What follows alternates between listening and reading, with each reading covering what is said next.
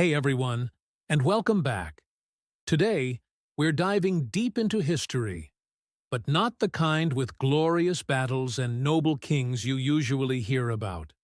We're going to talk about what life was really like for about 50% of the population. Women. Specifically, why being a woman in medieval times was, to put it mildly, a tough gig. So, picture this. No running water, no electricity, and your career options are basically zero. From the moment a girl was born, her life was pretty much mapped out. For the vast majority, who were peasants, life was a cycle of hard labor. From a young age, you'd be helping on the farm, tending to animals, spinning wool, brewing ale, baking bread, and, of course, raising a small army of children. Education? Forget about it. Reading and writing were luxuries reserved almost exclusively for nuns or the very, very wealthy. Now, you might think, okay, but what if you were born a noble woman? Sure, you got better food and a fancier dress, but your life wasn't exactly your own. A noblewoman was essentially a political pawn. Her main purpose was to forge alliances through marriage. And these marriages weren't exactly love stories. They were business transactions, often arranged when you were still a child. Your future husband could be decades older, and your primary duty was to produce a male heir to continue the family line. If you failed to have a son, it was seen as your fault, and your position could be precarious. Let's talk about rights, or rather, the lack thereof. Under the law, a woman was basically the property of her father until she was married, at which point she became the property of her husband. She couldn't own land in her own right in most places, couldn't represent herself in court, and couldn't even choose who to marry. Her husband had the legal right to discipline her, and the definition of discipline was flexible and not in a good way. It was a world where a woman's voice was systematically silenced. And then there's health. Childbirth was incredibly dangerous. Without modern medicine, the risk of death for both mother and child was astronomically high.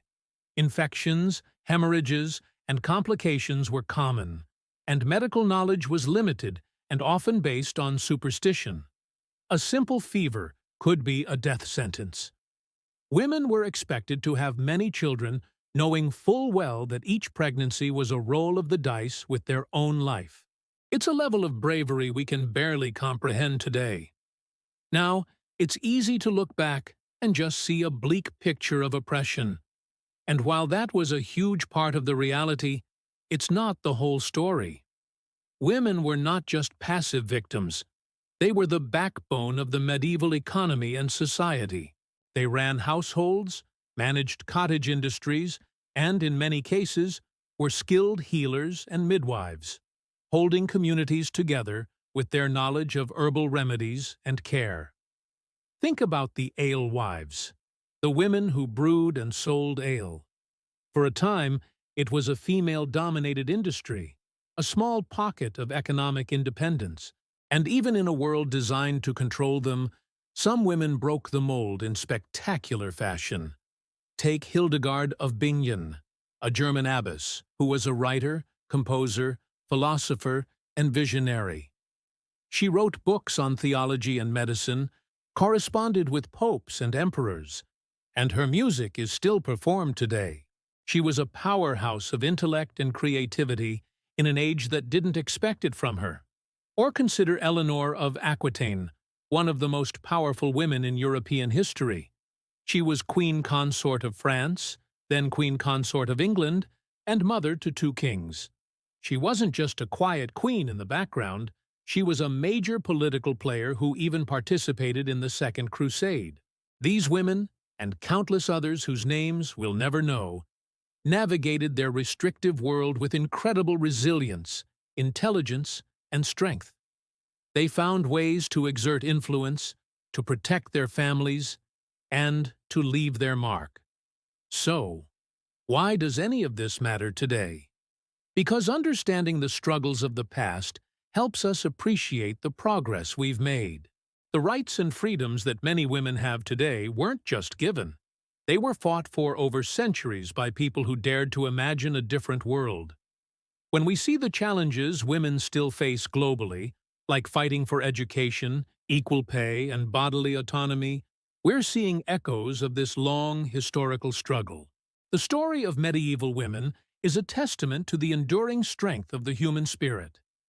It reminds us that even in the darkest of times, people find ways to love, to create, and to resist.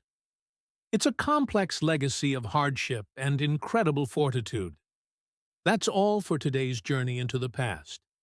What part of medieval life surprised you the most? Let me know down in the comments. I'd love to read your thoughts. And if you enjoyed this trip back in time and want to explore more hidden histories, make sure to hit that like button and subscribe so you don't miss our next video. Thanks for watching, and I'll see you in the next one.